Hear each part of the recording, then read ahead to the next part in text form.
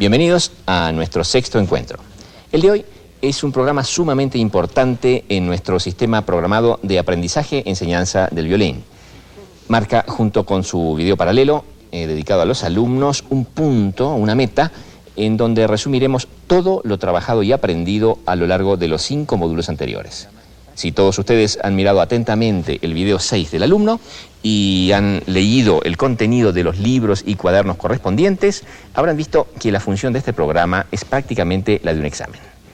Por lo tanto, deben ustedes hacer sentir al alumno que se ha llegado a un punto importante. Luego de él, las cosas deberán desarrollarse de otra forma. Entonces, no debemos pasar por este examen como si fuera un tema más de los vistos antes. Y sobre todo, el alumno no deberá comenzar con el módulo 7 hasta que ustedes no consideren que el material de los módulos anteriores ha sido comprendido y trabajado a satisfacción. Por otra parte, como ustedes ya saben, no todo es exigencia en esta vida. El alumno debe sentir un razonable grado de presión, pero a la vez debe ser consciente de que ha alcanzado, de que ha logrado algo importante. Volviendo al contenido del video 6 del alumno, habrá visto que su primera parte presenta una serie de temas. Temas en que el alumno deberá acertar, a ver cuál de las cosas que ya conoce es la principal. Eso lo tratará de acertar en los ejemplos que se le dan. Es importante que se vean los resultados, que todos los ejercicios que venimos haciendo hace tiempo sean reconocidos por el alumno. Se supone también que a esta altura del sistema ya han transcurrido varios meses o un año y medio desde que el alumno tomó por primera vez el violín en sus manos. De manera que ya hay muchas cosas que son sobreentendidos. Y debemos y podemos, remarco, hablar con los alumnos y alumnas en otro nivel. Claro está, siempre de acuerdo a su edad. La pequeña secuencia que sigue a los ejemplos iniciales en el video del alumno es un breve recordatorio para que el alumno tome conciencia de cuánto tiempo ha pasado desde que aprendió ciertos rudimentos muy sencillos. Es por esto que le traemos a la memoria los días en que aprendió los golpes de arco cromañón, o el tamborileo sobre la mesa, o la forma correcta de tomar el arco. Entonces, llegamos a la prueba o examen. En los 16 o 17 ejemplos que lo componen, hay unas 20 dificultades distintas. No es posible ni conveniente incluir todas las que hemos visto desde que iniciamos nuestro trabajo. Por eso elegimos estas que pensamos que son las más importantes. Y aquí viene quizás la parte principal del video. El examen del video 6 del alumno no debe ser una sorpresa ni, por así decirlo, un susto para él. Cada uno de los ejemplos está claramente detallado en el cuaderno de trabajo número 6. Los maestros entonces deberán practicar con ellos, con los alumnos, estos ejemplos antes de llegar a que el alumno los haga por primera vez con el televisor. Recién entonces, cuando ya hayan preparado estos ejercicios, llegará la prueba. Una prueba que finalmente les va a resultar bastante fácil. Es importante que rítmicamente los alumnos puedan comenzar a repetir los ejemplos junto con la imagen que verán en el televisor. Y como esta imagen es muy breve, son ejemplos de 20 o 30 segundos a lo sumo, se detendrá el video luego de cada ejemplo y se repetirá el ejercicio hasta que los maestros lo consideren oportuno. Pero el programa no se reduce a un repaso o a un examen. Creo que en cada clase debe haber siempre, aunque sea un tema, una idea nuevas. Por lo tanto, la segunda parte del programa traerá algunos ejercicios que son continuación de lo visto en los anteriores y otros que son completamente nuevos. Está claro que estos ejercicios nuevos no forman parte del repaso o examen del que les hablé antes. Y si bien a esta altura todos ustedes tienen que estar bastante acostumbrados al trabajo de enseñar con la ayuda de los videos, les recuerdo una vez más que en ellos se dan ejemplos breves, por razones de tiempo. Esos ejemplos deben ser extendidos por los maestros. En los libros encontrarán más ideas de los temas tratados. Por último, no olviden, como les dije hace un momento, que a partir de ahora no solo conviene comenzar a hablar a los alumnos en un tono diferente, sino también exigirles un mayor rendimiento. una mayor perfección en sus ejecuciones. La idea del juego que nos acompañó desde el principio debe estar siempre presente. Pero ustedes ya saben que el violín y la viola exigen una gran concentración en su ejecución. Juguemos, pero hagámoslo cada vez mejor.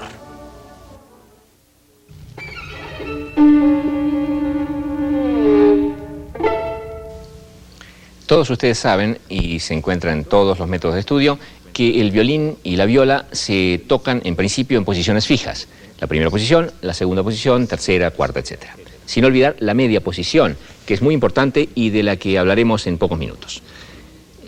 Como hasta este punto de nuestro sistema nos hemos limitado a la primera posición, no hemos querido mencionar antes el tema de las demás posiciones. He creído más importante desarrollar la idea de posición cerrada, o sea, todo lo que se encuentre dentro del límite de una posición, ya sea esta la primera, la cuarta, la décima o la que sea. A ustedes les va a corresponder explicarles a los alumnos qué dedo corresponde usar en cada posición. Naturalmente, para ello tendrán la ayuda de los libros en que se explica detalladamente cómo es cada posición y qué dedos hay que usar.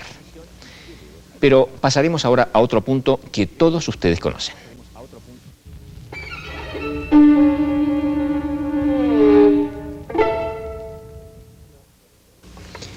Ya vieron que hemos hablado en el módulo 5 y lo seguiremos haciendo en los próximos de esta idea, del corredor por el cual deben caminar, por el cual deben moverse los dedos de la mano izquierda. Ahora bien, los dedos no siempre lo hacen siguiendo una escala ascendente o descendente, sino que en muchísimos casos toda la música muestra saltos, pasos de terceras, cuartas, quintas o sextas, hacia arriba o hacia abajo. Por ejemplo,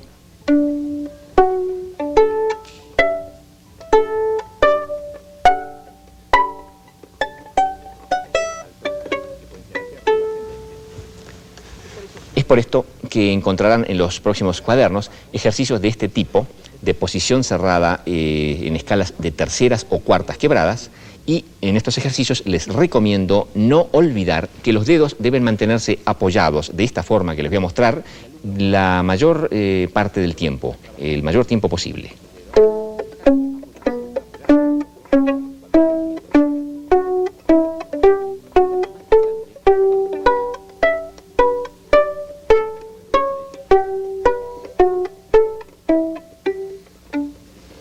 Este es un principio sumamente importante.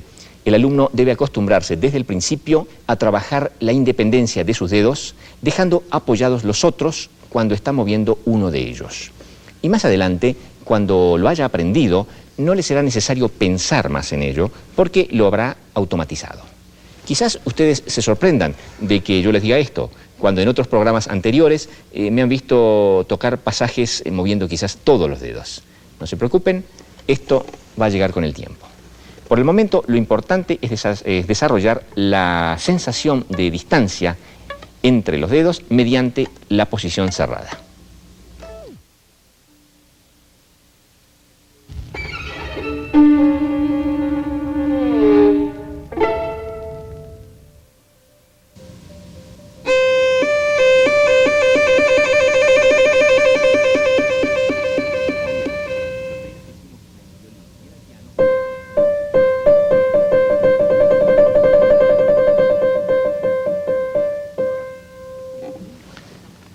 Como vieron, los trinos que hicimos en el violín y en el piano eran los mismos, es decir, eran las mismas notas. Pero habrán observado que la mecánica para lograrlo es diferente. En el violín dejamos apoyado el dedo base. El dedo base, en este caso, es el que queda fijo, en este caso el tercero.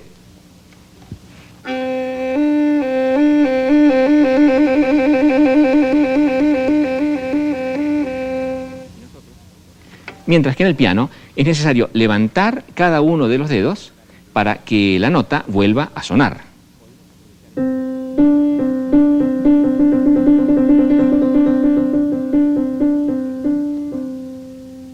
Y nosotros, los violistas o violinistas, si bien no necesitamos ni debemos levantar el dedo base para hacer trinos, sí podemos aprovechar este ejercicio para desarrollar la independencia entre nuestros dedos, especialmente entre el tercero y el cuarto. Ustedes quizás saben que por naturaleza los dedos primero y segundo tienen, por así llamarlo, un comando independiente. Pero al llegar al tercero y al cuarto, este comando ya no es tan independiente y sirve a ambos dedos a la vez. Por lo tanto, tenemos que trabajar mucho más su independencia que las del primero y el segundo, por ejemplo. Es esto a lo que me refiero en el material escrito cuando les hablo de trinos pianísticos. Los trinos hechos sobre todo con el cuarto dedo, de manera que el tercero, a la manera de los pianistas, se levante exactamente en el momento en que el cuarto dedo baja.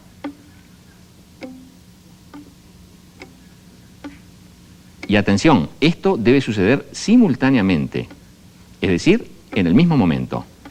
Si uno se mueve y otro lo hace después, el ejercicio perdió su valor.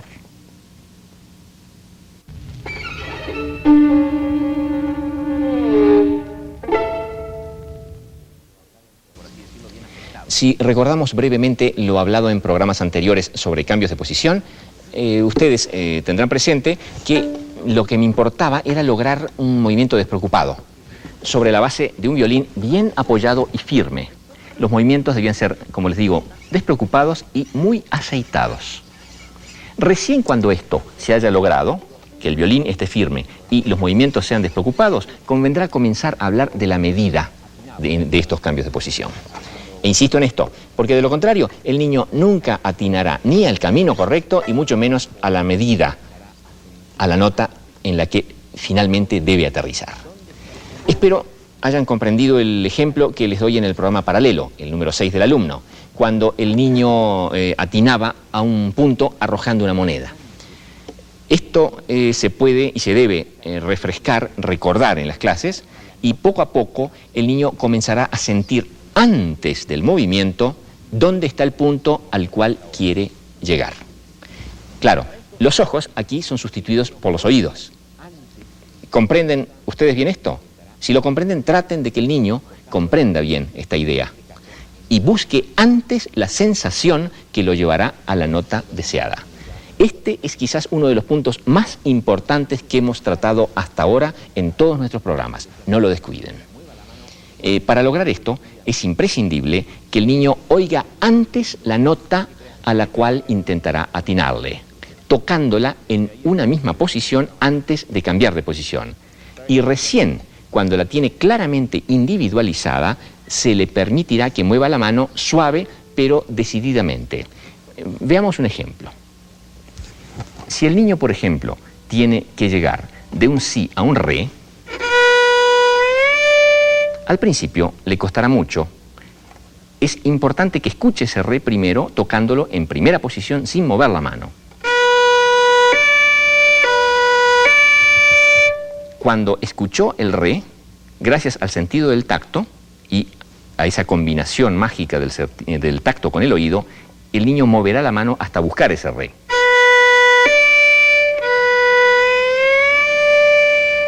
O cuando lo hacemos con otro dedo en otra cuerda,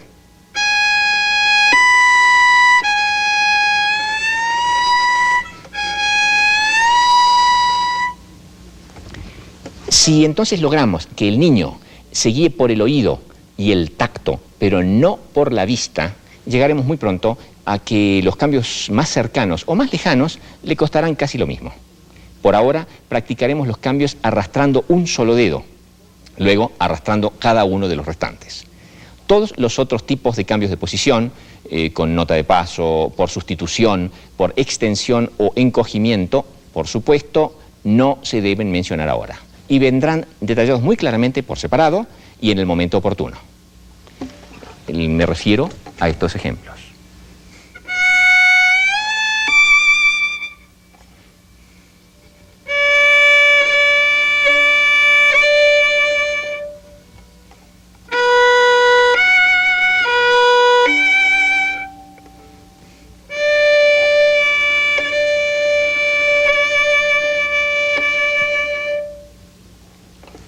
Otro punto a no olvidar es la presión del dedo al resbalar sobre la cuerda. No sobrepresionar.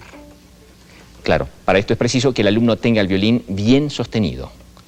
De lo contrario, al estar el violín inseguro, al estar el niño temeroso de que el violín se mueva o se caiga, tratará siempre de aferrarse al mango y no podrá hacer sus cambios de posición libremente. La presión solo al llegar a la meta. A estos cambios de posición, en que el dedo y la mano, así como el antebrazo, se mueven unidos como una sola pieza, le llamamos de ahora en adelante cambios de posición en bloque.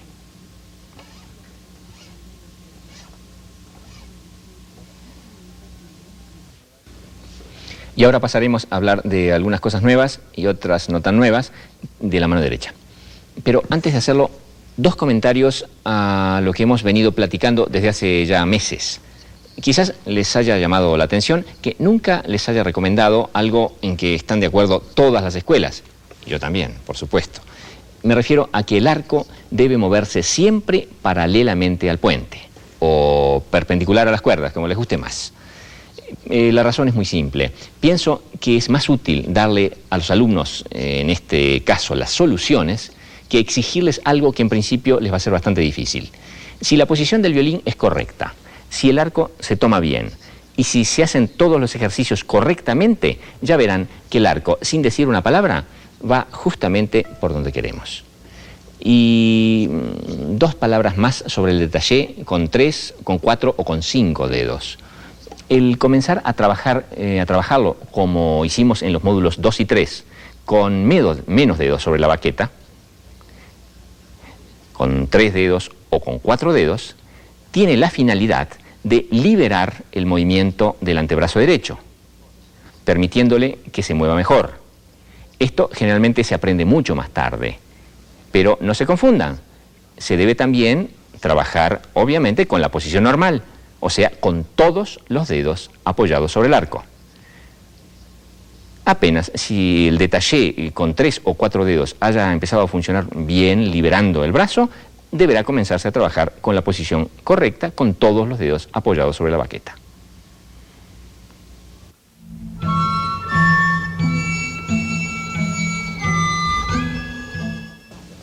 Como ya lo han visto en el video 6 del alumno, la mecánica del espicato es en principio muy sencilla. Por si quedan dudas, quiero recordar que llamamos espicato a los golpes de arco, o al golpe de arco, en que el arco es llevado por la mano, para que se despegue de la cuerda.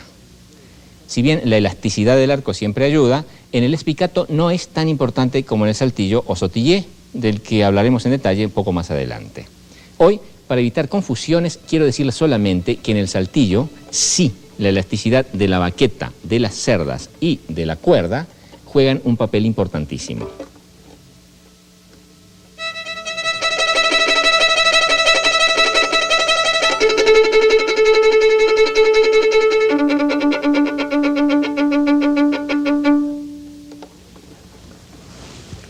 En realidad, al dar estos pequeños acentos hacia abajo, logramos el mismo efecto que con una pelota.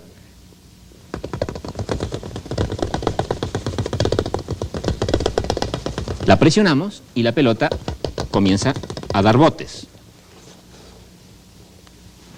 En cambio, en principio, en el espicato, es como si lleváramos la pelota con la mano y la volviésemos a levantar. O sea, el espicato, llevamos el arco y lo volvemos a levantar. Volviendo al ejemplo de la pelota, es, como van a ver ahora, si la tomáramos con las manos, la levantáramos y la volviéramos a levantar.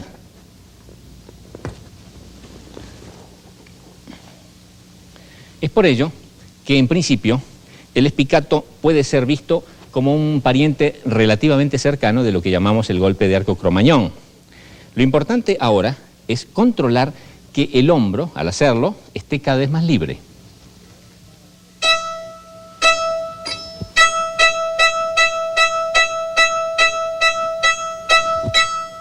Al principio debemos evitar todo movimiento innecesario de la muñeca con los alumnos. No hacer por ahora estos tipos de movimiento, sino centrarse en un movimiento entero del brazo. También cuidar que el arco esté algo inclinado hacia el diapasón. Y sentir siempre que el primer movimiento de cada dos sea acentuado. y el que lo sigue suene como un rebote simplemente. Esto tanto comenzando hacia abajo, como acabo de hacer, como si lo hacemos hacia arriba.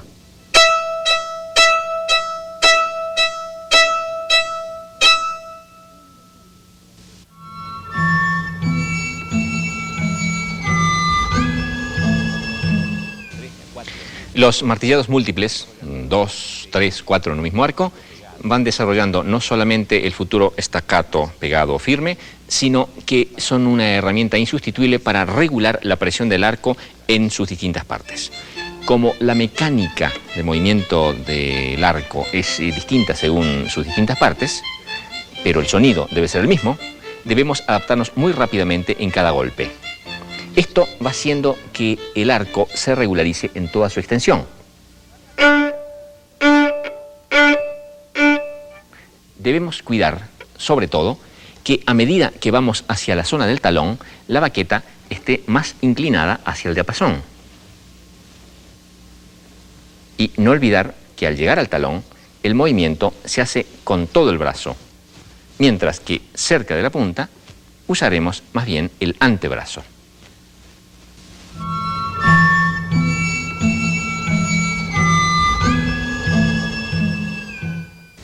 ¿Probaron alguna vez a mantener el arco apretado en la punta sin permitir que la baqueta se separara de las cerdas de esta manera? Estoy seguro que a muchos de ustedes les parecerá una tontería, hasta que intenten hacerlo. Luego sentirán que el sostener el arco así, bien derecho, por 1 minuto o 2, pero sin dejar nunca que ni 1 milímetro de luz se filtre entre la vara y las cerdas, les da bastante más trabajo del que ustedes pensaban. Una vez que lo pensaron, que lo probaron, que lo experimentaron ustedes, y no olviden esto, los ejercicios hay que probarlos solos antes de llegar a la clase. Una vez que lo probaron, les decía, lo harán trabajar a los alumnos, cuidando sobre todo que el codo derecho no se levante, que el hombro no se encoja y que el arco esté siempre derecho. Más adelante les harán trabajar a los alumnos notas fortísimo y trémolos rascados de esta forma en la punta, y no se asusten, va a sonar bastante feo.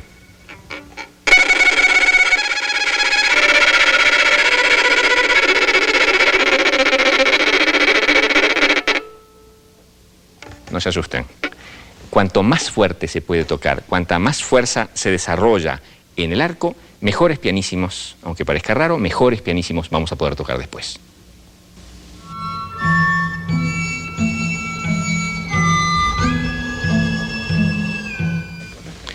La importancia del portato, al igual que vamos a ver cuando trabajemos vibrato, va mucho más allá que un simple detalle técnico. Es un medio expresivo, es un medio que debemos incorporar poco a poco en los brazos del alumno. Pero además es el ejercicio que comienza a familiarizarlo sin que se dé demasiada cuenta con lo que significa las distintas velocidades al mover el arco. Esto es un tema del que lamentablemente se habla demasiado poco en las clases de violín y viola. Les recomiendo desarrollar gradualmente la idea de que el portato puede hacerse jalando o empujando más rápidamente el arco.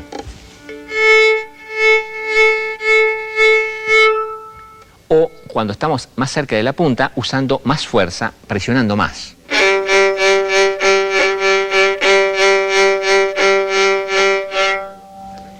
Y para eso justamente, a lo mejor se dieron cuenta, emplearemos algo de lo que acabamos de hablar, de lo que hablamos en nuestro tema anterior, la fuerza en la punta. Esto lo logramos girando el antebrazo hacia adentro. Un giro que quizás muchos de ustedes lo recuerden, es uno de los 6 movimientos básicos que podemos hacer con un brazo. Sobre este tema volveremos en unos minutos.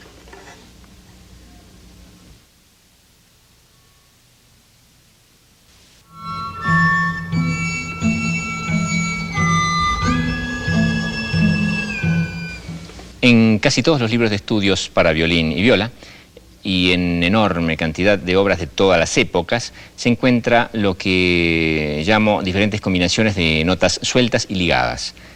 Los distintos pasajes, como las palabras, toman forma uniendo o separando sílabas. En este caso serían las notas las que se unen o se separan.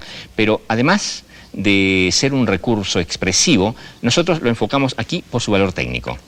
En estos pasajes están contenidos de forma infinitamente variada los elementos que exigen la coordinación de ambas manos. Los acentos, los cambios de cuerda, las asociaciones de 2 o 3 o 4 o más notas en un mismo arco hacen que cada frase sea distinta y que debamos desarrollar nuestra capacidad para tocar esos pasajes. Cada ligadura, cada acento, cada conjunto de notas deben corresponder a un impulso mental y de allí su importancia. Al principio lo trabajamos en detalle, con el brazo, para desarrollar así la capacidad mental de asociar, de vincular, de unir estos grupos de notas y hacer que el brazo aprenda a obedecer los distintos impulsos. Más adelante, esto se transmitirá de forma más desarrollada a impulsos más pequeños, hechos con la mano o con los dedos. Pero el principio es el mismo, arranca de todo el brazo. Es importante poder desarrollarlo desde el inicio. Les aconsejo acentuar cada ligadura no solo por razones acústicas para que se escuche más claramente en salas grandes, sino para desarrollar la capacidad de coordinación de ambos brazos. En nuestro material escrito encontraremos los ejercicios y obras agrupadas a estos fines, bajo el título de coordinación. Y por último, antes de pasar a un resumen que quiero que hagamos de los 6 movimientos básicos y algunos consejos más, les quiero hablar de otro elemento, de otro conocimiento que es necesario ir trabajando a partir de ahora. Cada vez tenemos que trabajarlo con mayor atención. Esto tiene que ver con el arco y, por lo tanto, con el sonido. El sonido, que es la materia prima principal con que trabajamos los músicos toda la vida. Les estoy hablando del punto de contacto del arco con las cuerdas. De que el arco pase por el punto justo dependen muchas cosas, pero sobre todo depende la calidad de sonido. Es en este punto exacto que está lo que podríamos llamar el corazón del violín. Es donde se encuentran 2 mundos, el de la mano izquierda y el de la mano derecha.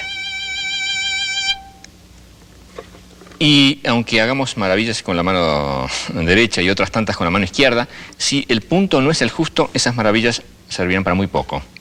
En el libro 6 encontrarán más detalladamente esta idea, pero por hoy quiero mencionarles las leyes del sonido en el violín, para que las tengan en cuenta. Claro está que estos 3 elementos son muy difíciles de combinar entre sí. Ya lo veremos poco a poco en el libro correspondiente. Recuerden, eso sí, que cuando hablamos de lejos o cerca del puente, nos referimos a distancias muy pequeñas, a veces apenas unos milímetros.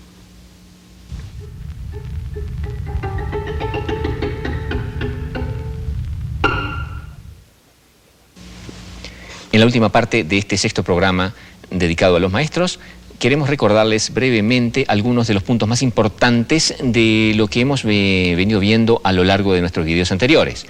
La primera idea de la que hablamos a partir del módulo 3 es que con apenas 6 movimientos básicos podemos realizar todas las combinaciones necesarias para mover el arco. Aquí les quiero recordar solamente, subrayar, que de nada les servirá esta idea teórica, por buena que pueda ser, a ustedes o a sus alumnos, si esos 6 movimientos principales no son aplicados en ejercicios prácticos enseguida. No se trata entonces de teorizar exageradamente, sino de mostrarle al alumno en qué caso se aplica cada movimiento y hacérselo practicar. También encontrarán este tema más desarrollado en el libro número 6. Más adelante hablaremos del 6º movimiento, el encogimiento de los dedos, que nos ayudará a los cambios de cuerda y sobre todo al cambio del arco en el talón.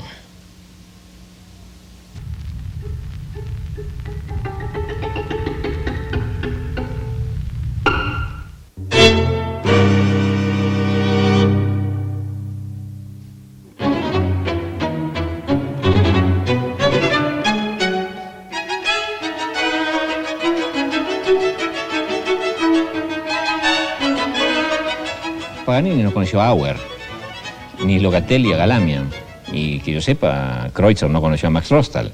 Y sin embargo, no podemos decir que no tocara bien su instrumento. ¿Qué quiere decir esto? que no se debe pensar que para tocar el violín o la viola es imprescindible conocer todo lo que existe escrito al respecto, cada libro, cada estudio, cada variante. Es lo que llamo el peligro de la sobreinformación, de la información excesiva. Actualmente es imposible ya conocer todo lo que se escribe, lo que se ha escrito y lo que se sigue escribiendo sobre el tema. La única solución para los maestros es ser muy selectivos, elegir para cada caso solamente lo necesario. Y no se confundan, lo repito. Yo necesito darles a ustedes mucha información y platicar a veces mucho o demasiado. Pero ustedes, con sus alumnos, deben recurrir a la información justa. Pocas palabras y muchos ejemplos prácticos.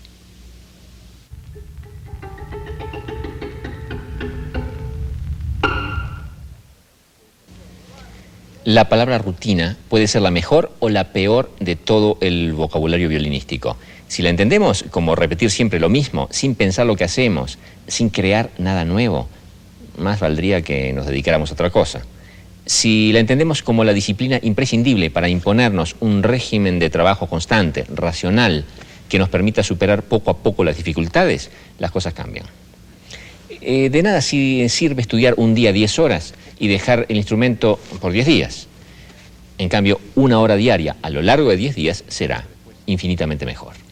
De la misma forma, es urgente que enseñen a sus alumnos física y mentalmente para estudiar diariamente de la forma más inteligente posible, pero constante. El entrenamiento de la musculatura no puede descuidarse, pero el entrenamiento de la fuerza de voluntad para persistir en un fin y lograrlo es tanto o más importante que el anterior. Algunos ejemplos de cómo repartir el tiempo se los he dado ya en módulos anteriores. En el cuaderno 6 vuelvo sobre el tema, de modo que revísenlo, medítenlo y sobre todo aplíquenlo.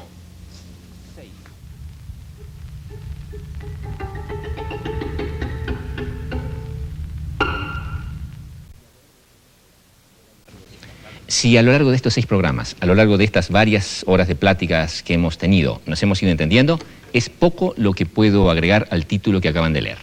Estudiar es tocar bajo control, ya lo habíamos dicho. Y si lo repito, es porque pienso que es una idea tan importante que debemos resaltarla al cabo de este resumen. Si podemos controlar, dominar cada movimiento, si logramos hacerlo en el momento que queríamos, a la velocidad prevista y con la precisión necesaria, y todo esto bajo estricto control, aunque estemos en medio de una ejecución pública, estaremos estudiando. Y cada repetición de esta forma agregará un grado más a nuestro dominio de la obra o del pasaje que estábamos tocando. Por lo contrario, cuando nos liberemos de ese control, cuando podamos abandonarnos a lo que sentimos musicalmente, sin tener necesidad ya de pensar en qué movimientos estábamos haciendo, es que hemos trascendido el estudio y estamos finalmente haciendo música. Para ello, y este es el último consejo por hoy, es necesario que integremos todos los conocimientos que hemos visto por separado, que logremos su completa unión, de manera de no pensar ya en mano derecha, mano izquierda, forma de pararse, coordinación, etcétera, etcétera. Recalco esto en forma principalísima, pues en nuestros programas hemos tenido, por razones de claridad, que exponer los temas como si fueran siempre separados en mano derecha o mano izquierda. El momento de integrar ambas manos, de integrar todas las ideas, debe llegar lo antes posible. De esa manera lograremos que la suma de muchos elementos se van a conjugar en una sola cosa, como por ejemplo, un ataque al talón, un ataque en 2 cuerdas al aire, la articulación del hombro para llegar ahí, el sostener el arco con el 4º dedo en ese momento, el inclinar el arco hacia el diapasón, el jalarlo con todo el brazo, el desplazarlo sobre 2 cuerdas, el irlo enderezando a medida que llegamos hacia la punta, el apretar 2 dedos sobre 2 cuerdas, el mantener abierta la U, el imprimir un movimiento oscilatorio para el vibrato, el apoyar el primero y segundo dedo en las 2 primeras cuerdas. Son simplemente un acorde de sol mayor. Hasta el próximo video. Poco que yo sepa se ha profundizado sobre el cansancio al estudiar el violín. Más bien, ha alcanzado con advertir sobre sus peligros, o en épocas más modernas, con aceptar que era un aviso de la naturaleza. Sabia ella, para recordarnos que debíamos sofrenar nuestros ímpetus gimnásticos. En el Pleistoceno violinístico, ciertos maestros hicieron un culto al cansancio. Cuanto más te canses, más aprenderás. Hasta que no te arrastres de cansancio, no dominarás un pasaje. Es necesario sufrir. La letra con sangre entra. Y cosas por el estilo. Y reconozcámoslo, hubo mucha gente que tocaba y muy bien, a pesar de esto visto como hoy como equivocado. Más adelante, el triunfo del racionalismo, propulsado, entre otros, cuando no, por pensadores alemanes, llegó a la convicción de que eso no era bueno y que había que analizarlo. Y sin duda tenía razón. Luego, el conocimiento de otros mundos, principalmente de lejanos orientes, nos aportó la convicción de una curiosa y generalmente mal entendida panacea: la relajación. San Relax, deidad que fue entronizada a alturas inconmensurables y consagrada como salvadora de todos los males, no solo instrumentales. Creo que sería hora que desdemonizáramos, exorcizáramos al cansancio, reflexionando si en una razonable proporción nos ha sido dado por la naturaleza, no solo para prevenirnos de males mayores, sino quizás para muchas cosas más.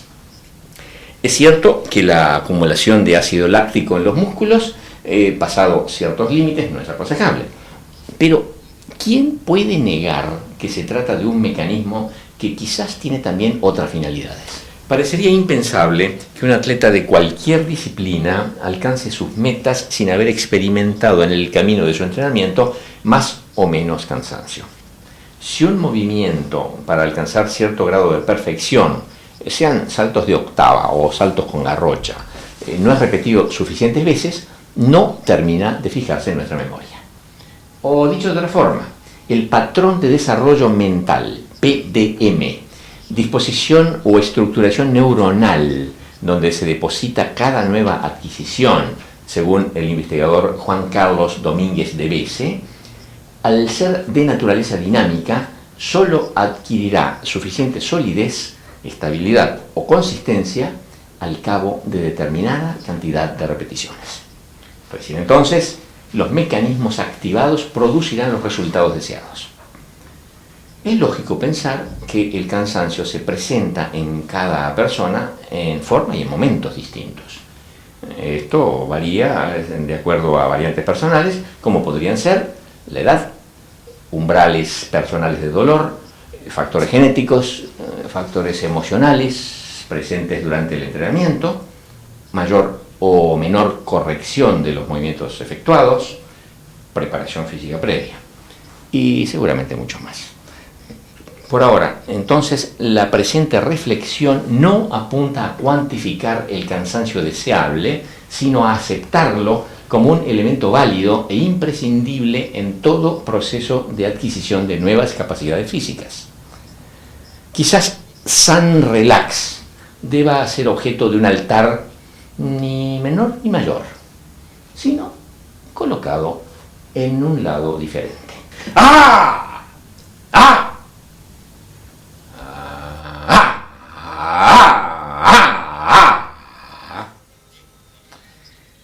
Bueno, en realidad esto no estuvo pensado para despertarlos, por si se hubieran dormido aburrido y dormido frente a la pantalla.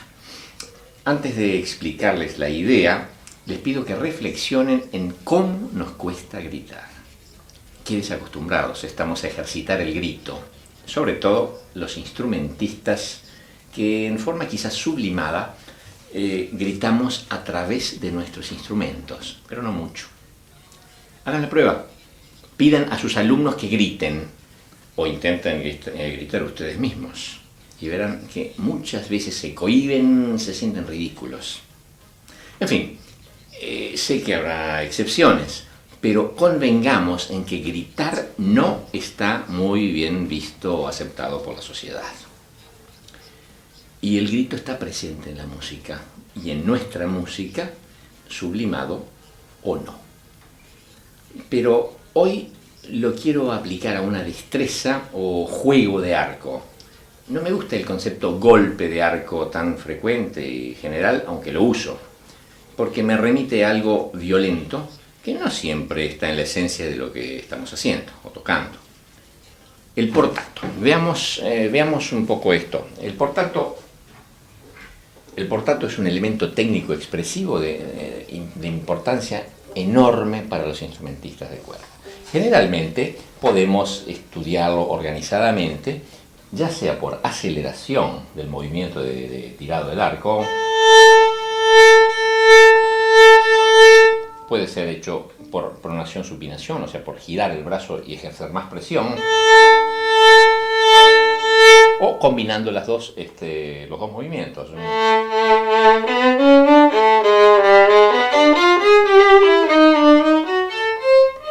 En infinitas variantes. Estas dos formas dan, tarde o temprano, muy buenos resultados. Pero una vez que lo hayan practicado así, les sugiero que hagan gritar al estudiante, aunque se resista, y luego le pidan que imite con el arco sus propios gritos. Y después me cuentan la diferencia.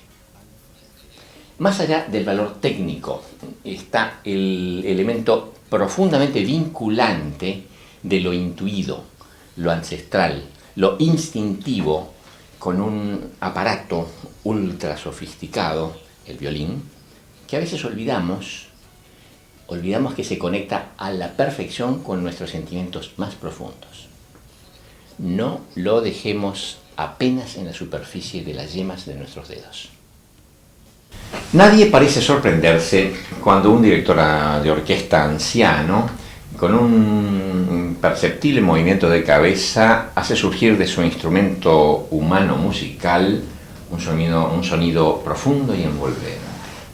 En cambio, nadie aceptaría con tanta facilidad, quizás por presión social o a lo mejor avergonzándose del otro, ver a un director octogenario dar saltitos sobre un escenario para traducir una frase alegre o punzante, en el caso de que aún pudiera saltar.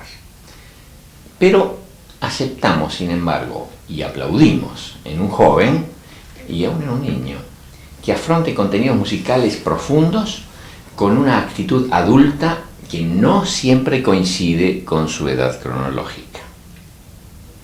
Si estamos de acuerdo en que debe haber una profunda relación entre el contenido musical de lo que transmite un instrumentista y la coreografía instrumental con que lo expone, llegaremos muy pronto a que aquel irrefrenable impulso juvenil o infantil que hacía que el movimiento gozoso impregnase nuestra vida de entonces, deba estar necesariamente presente en la ejecución de obras que transmiten sobre todo contenidos de diversión y buen humor. Si admiramos, como decíamos en un anciano, una actitud reflexiva y quizás parca para transmitir, por ejemplo, un adagio de Brahms o un adagio de Bruckner, deberíamos esperar de un joven una actitud joven ante un contenido igualmente joven. Si el movimiento sereno y ensimismado es consecuencia y reflejo de toda la existencia, también la impaciencia y la alegría que acompañan al continuo descubrimiento de la vida es parte esencial de una interpretación juvenil.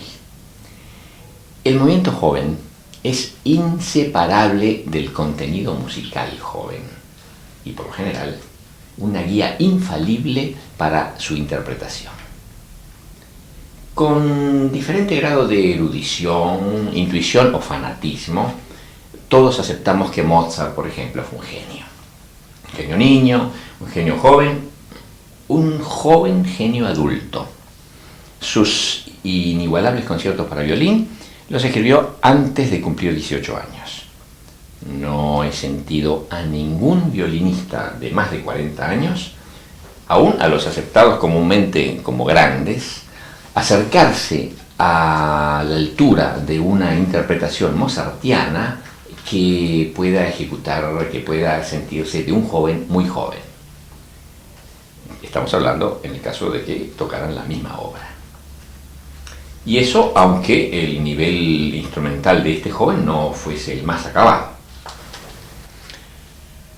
surge así la idea de que sería posible y deseable en la adultez recuperar, mediante el juego y el movimiento, la actitud general que nos fue limada por los años. Y así acercarnos a una interpretación más próxima a la esencia de la obra, tanto en lo estrictamente mecánico como en lo musical. Dos cosas que son muchas veces la misma y deben confluir hacia un solo resultado. La rigidez física, reflejo sin duda de la rigidez conceptual, el gesto adusto, el ceño fruncido, la actitud dramática, la sacrosanta seriedad que nos acerca generalmente al aburrimiento, deben ser consecuentemente y militantemente demolidas. En una palabra, la preparación para una obra de carácter juvenil y virtuosística debe pasar, hasta donde sea posible, por un reencuentro con todo nuestro cuerpo joven. Bueno, o por lo menos con su recuerdo, con su lenguaje. Y sobre todo, confiando en su sabiduría, en su propia lectura de los contenidos musicales. Recién después, a estudiarla. A lo largo de estos programas, y sobre todo en los espacios grabados en esta última etapa, hemos insistido en algunas líneas de pensamiento que completan lo transmitido en los anteriores capítulos. El uso del cuerpo, la flexibilización, el cambio, la improvisación. Unas palabras más sobre la flexibilización. Me refiero al ejemplo que les daba de distorsionar o cambiar rítmicamente un pasaje para gradualmente desbloquearlo y permitir así que el cuerpo y por consiguiente la mente se adapten a las muchas y a veces ínfimas variantes que se nos pueden ocurrir al tocar, enriqueciendo de esta manera y variando cada ejecución. Exactamente igual a lo que sucede con el tono de nuestra voz, con el que variamos, modulamos o enriquecemos en infinitas ocasiones una misma palabra. Mi mensaje es, entonces, que no repitamos esa palabra, esa frase, ese motivo, mecánicamente, sino que seamos flexibles, estemos siempre prontos a cambiar ese motivo, cambiar esa frase, según nos sintamos, según haya cambiado la situación.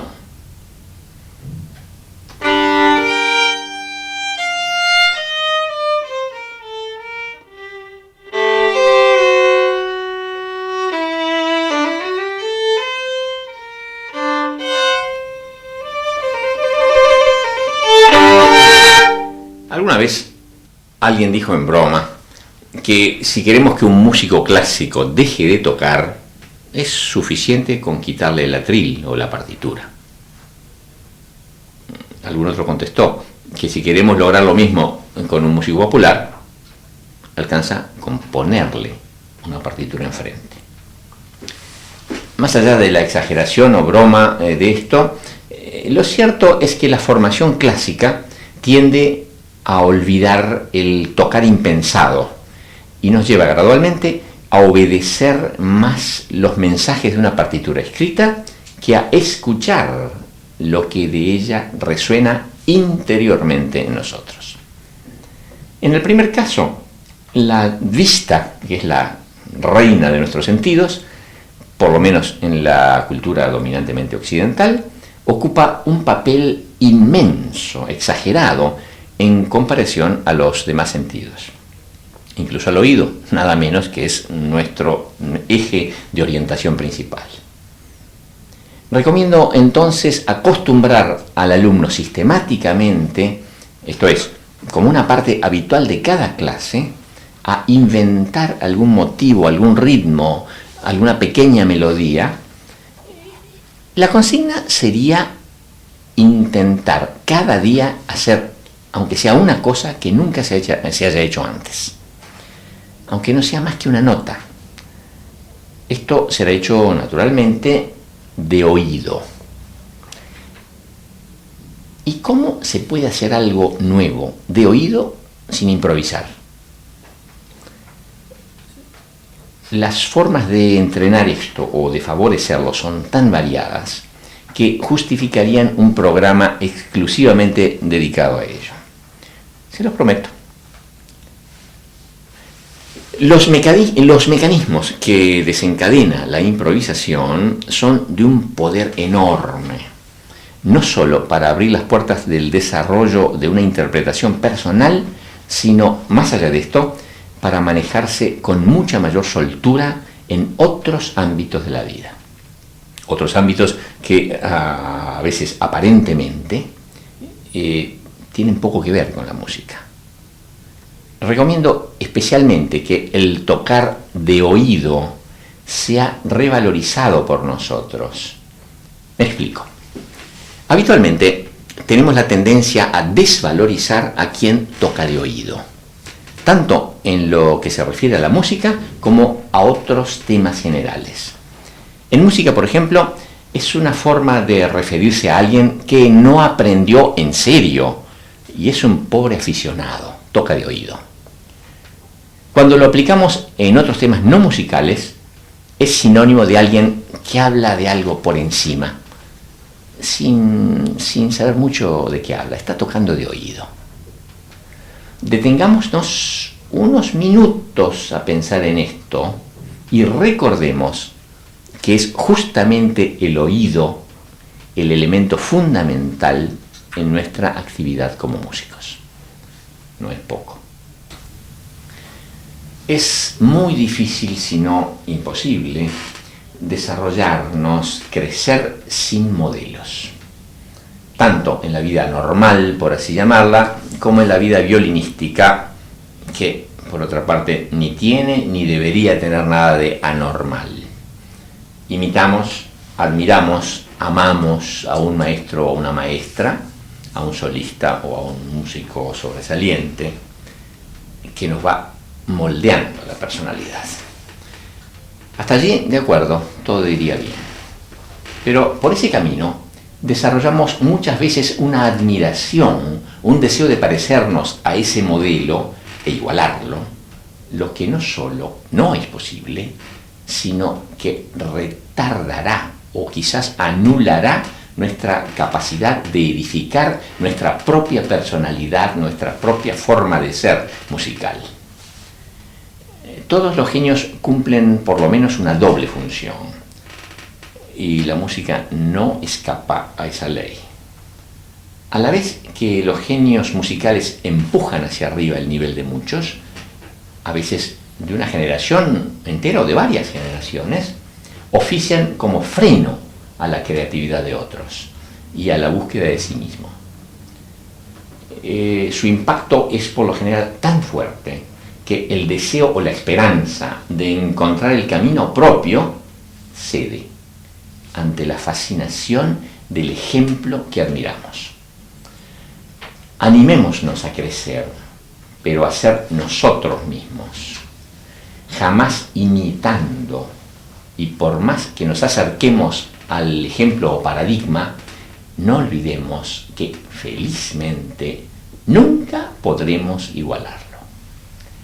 El ideal sería que pudiéramos construir nuestro propio ejemplo, nuestro propio paradigma.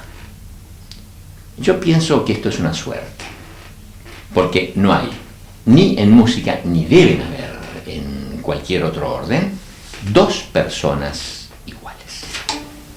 Antes de terminar nuestro encuentro de hoy, querría refrescarles algunas de las ideas que considero más importantes de lo que hemos hablado. Me refiero a ¿se puede enseñar? Nuestra primera pregunta al inicio del programa, ¿lo recuerdan? Pienso que sí, en parte se puede enseñar, pero me gusta más la palabra sugerir. Quien sugiere no impone, sino simplemente da lugar al otro para que piense y un día llegue a sus propias decisiones. ¿Se puede aprender? Claro que sí. Aprendemos toda la vida.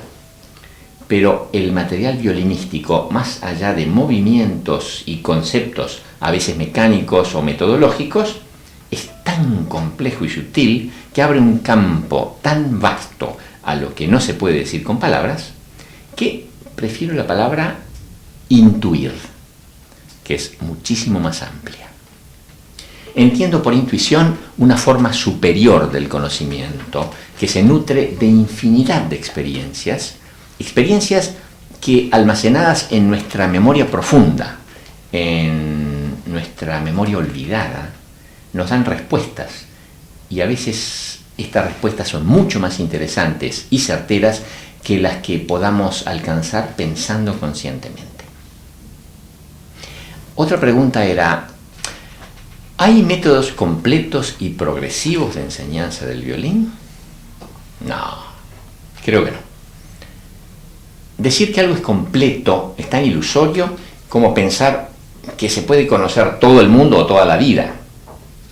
En el conocimiento del violín están encerradas tantas vidas, tantas generaciones, tantas ideas, que aspirar a algo completo suena irremediablemente ingenuo. Conformémonos con profundizar todo lo que podamos en el tramo al que, por suerte, tuvimos acceso. Y en cuanto a lo progresivo, simplemente una comparación con el alfabeto. No creo que la experiencia nos haya hecho aprender primero la A, después la B, y después de muchos escalones la T o la Z. Hay mecanismos que aconsejan, según el desarrollo neurológico del niño, seguir ciertas etapas. De acuerdo, por supuesto. Pero los intrincados caminos del aprendizaje del violinismo no necesariamente nos dicen que después de la primera haya que aprender la segunda y luego la tercera posición, y así sucesivamente. O sea, no creo en la aplicación, en estos casos, de criterios aritméticos. Y sí, por supuesto, en la búsqueda creativa de la solución apropiada para cada alumno, guiándonos, claro está, por cierto escalonamiento que nos indiquen el sentido común y la experiencia. ¿Y qué piensan ustedes de la combinación entre la ciencia y la magia? Por ciencia entiendo lo que se pueda racionalizar, y lo que, por lo menos a primera vista, no comprendemos entraría dentro de la categoría magia. No lo comprendemos, pero sin embargo es posible. Y aquí volvemos al tema de lo heredado y lo adquirido. La magia entonces no sería magia, sería simplemente algo que tiene razones enormemente complejas, pero que algún día quizás se descubrirá. Ojalá que por ese medio no perdamos la belleza y el misterio. Sobre la voluntad de entender, comprender y respetar al alumno, creo que hemos hablado bastante. Sin embargo, lo repito por última vez en este encuentro, y agregando algo muy importante. Es inevitable que el alumno se sienta en alguna medida juzgado por nosotros, los maestros. Y detrás de la palabra juicio o crítica se esconde mucho de miedo y otros sentimientos de los que muchas veces el maestro no es responsable totalmente.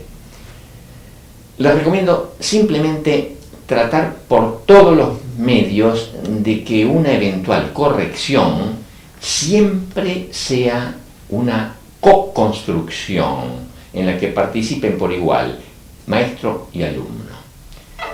Que se indique siempre el camino de superar un problema y se ayude, sobre todo, a que el alumno no deje de descubrirlo por sí mismo.